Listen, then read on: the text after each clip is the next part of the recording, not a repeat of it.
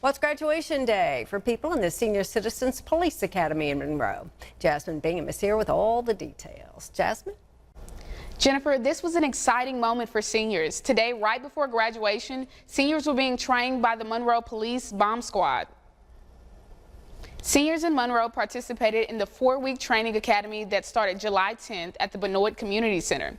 They learned firsthand from the Monroe Police diving team, K-9 officers, detectives, traffic team, and others. Seniors were taught how officers respond in actual crime scenarios.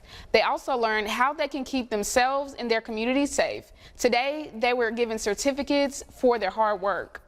See our K-9 officers and their dogs, our bomb team and the equipment they use, our SWAT and heat teams and the equipment they use, and they ask them questions because sometimes they see us in the community and they don't understand what we're doing. So with this class, we tell them why we do a certain thing and how we do it and the procedures and policies that we have to follow. The next academy starts August 7th at the Emily P. Robinson Recreation Center at 9 a.m.